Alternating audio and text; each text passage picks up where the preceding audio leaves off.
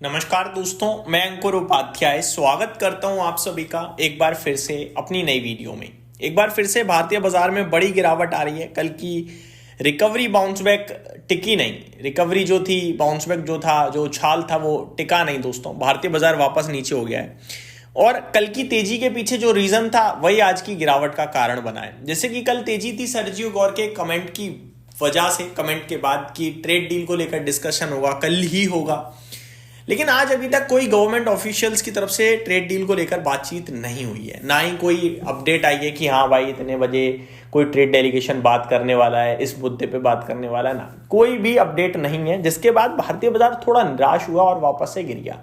साथ ही साथ एक एडिशनल नेगेटिव न्यूज भी आ गई और वो प्रेसिडेंट ट्रंप की तरफ से ही आई कि जो भी ईरान से व्यापार करेगा उसके ऊपर हम अतिरिक्त 25% का टैरिफ लगाएंगे। हालांकि क्लियरिटी नहीं दी किस पे लगाएंगे, कब से लगाएंगे, क्या क्या अपडेट, मतलब डिटेल्स नहीं दी, बट इतना शेयर करके छोड़ दिया। और ये भी एक नेगेटिव है क्योंकि हमारे लिए ईरान एक बड़ा ट्रेडिंग पार्टनर है, स्पेशली राइस के लिहाज से देखा जाए तो बड़े लेवल पे भारत राइस एक्सपोर्ट करता है ईरान को। मैंने डिटेल डेटा भी आप सभी के साथ प्रीवियस वीडियो में शेयर किया था। शॉर्ट में सिर्फ इतना बताना चाहूंगा, करीब 12 से 20% एक्सपोर्ट हम ईरान को अकेले करते हैं, तो बड़े लेवल पे हमारे लिए वो ट्रेडिंग पार्टनर है राइस के हिसाब से। वहीं दूसरी तरफ हमारे देश में वहां से ड्राई फ्रूट्स भी आते हैं, बट वो इतनी इंपॉर्टेंस नहीं रखता क्योंकि वो आते हैं जाते नहीं है। अब अगर आगे मैं आप सभी के साथ बात करूं बाजार की, तो इंपॉर्टेंट लेवल्स को ब्रेक करा है, नीचे 25,700 और नीचे फिर 25,627 का लो लगाया है और अभी 25,660 ट्रेड कर रहा है। आज एक्सपायरी भी है, उस लिहाज से अगर आप काउंट करें तो 25,700 के नीचे हमें निकलना नहीं चाहिए था, बट हम निकल गए हैं। अब आप दो चीजें समझ लीजिए, एक, अगर कोई न्यूज नहीं आई अच्छी तो 25,800 आपके लिए आज पार नहीं होगा। दूसरा, 25,700 के भी अगर नीचे ही रहे हम कुछ देर और तो 25,700 भी पार नहीं होगा। एक्सपायरी के लिहाज से फिर हम 25,650 और 25,600 की तैयारी करेंगे, ये मान लीजिए, यानी कि नीचे और नेगेटिव लेवल्स पे डेज लो के पास ही एक्सपायरी होने के चांसेस बढ़ जाएंगे।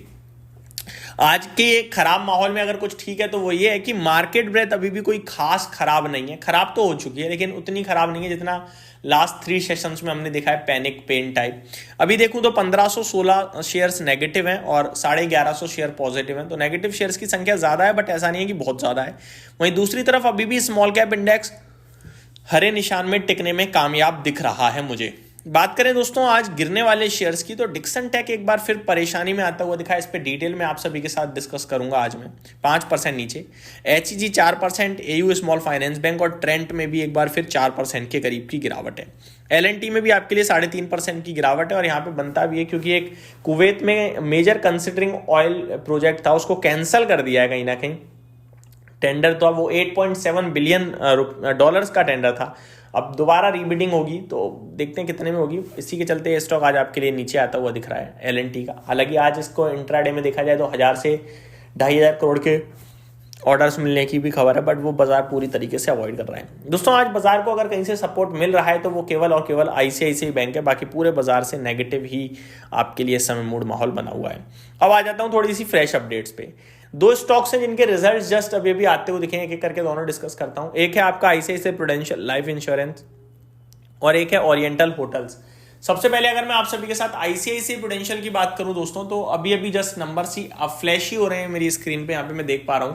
तो मैं आप सभी के साथ रिजल्ट शेयर करना चाहूंगा। ग्रॉस प्रीमियम 12,660 करोड़ आता हुआ दिखा है, 12,226 करोड़ से बढ़कर आया ये आंकड़ा आपके लिए। वहीं अगर ग्रॉस प्रीमियम आय देखा जाए तो 12,226 करोड़ आई है, घटकर आई है, जिसमें अनुमान 14,000 करोड़ का था, तो कोई खास नहीं है ग्रॉस प्रीमियम आय अगर नोटिस करें तो। मुनाफा 390 करोड़ आया है, 320 करोड़ का अनुमान था, तो ये अनुमान से मच बेटर है। 390 करोड़ का प्रॉफिट है, 320 करोड़ का अनुमान था, तो मेरे को लग रहा है नंबर प्रॉफिट के लिहाज से बहुत अच्छे हो गए हैं। इसकी वजह से स्टॉक ऊपर ही जाना चाहिए और ऊपर जा भी रहा है। Retail app grew by 9.9% YoY basis.